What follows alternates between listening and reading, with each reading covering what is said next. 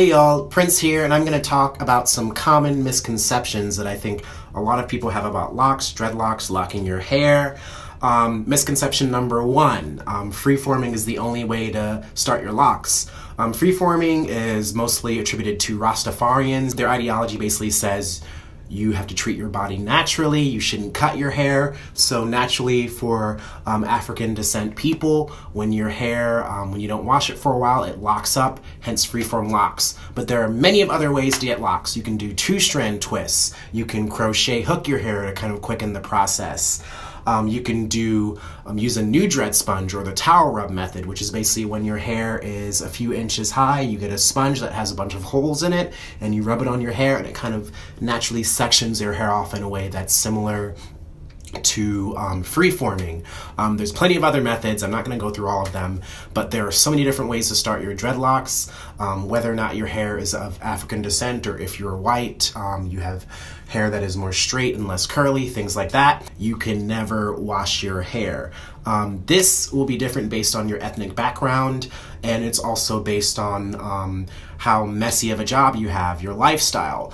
I don't really need to wash my hair that often. Washing your hair often dries out your scalp, which isn't really good for helping your roots and your hair stay moisturized.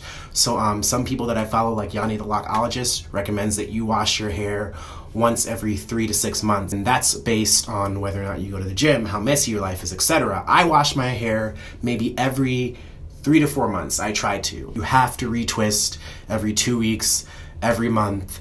You do not have to retwist your hair for it to continue locking. Granted, some people's hair grows away from the lock. I don't really know what mine does. I don't really retwist my hair and it usually is fine. But if your hair grows away from the lock, retwisting your hair every so often will help it lock faster. But if your hair grows with the lock, then you don't really need to retwist your hair. And also retwisting is based on whether or not you want that clean, sort of equal sectioned look, or you want the more freeform look. You want to have congos in your hair. I have this congo right here. I have another one in the back. Another misconception is that dyeing your hair will always damage your locks.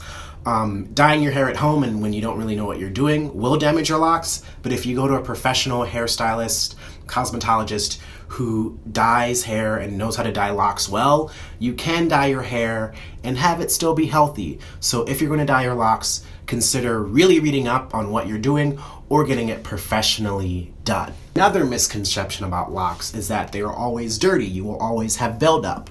If you look at my hair, I don't really have any buildup at all, and that's because I only use oils on my scalp and maybe I only use oils on my scalp or rose water. When I wash my hair, I don't really use products with a lot of ingredients. I'll kind of find the product that I use right now, which I found to be really, really good.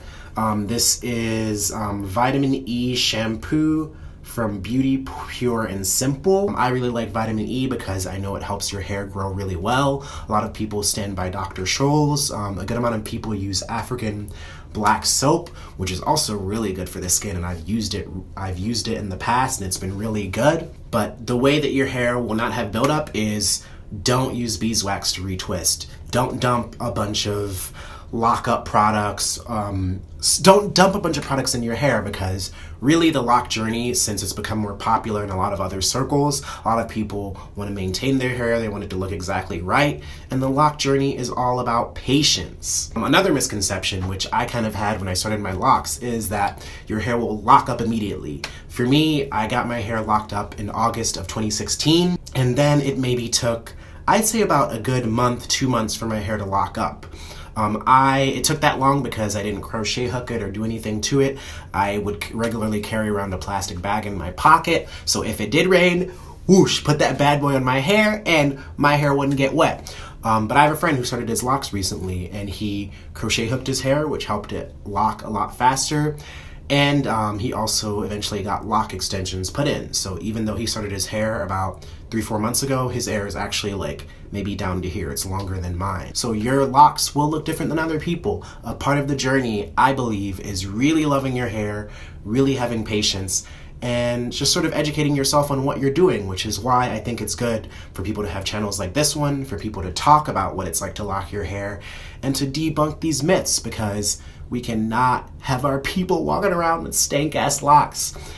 Take care of your hair. Don't put too much products in, and call people on their bullshit when they tell you some wrong stuff about locks, because you have your hair and you probably know a lot more than other people that aren't educated on the locking process.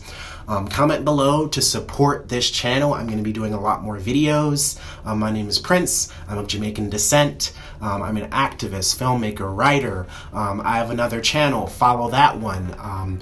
That's just my channel where I talk a lot about traveling, activism, black culture. I also did another channel called Two Woke Minds. I'm going to put that link up here as well.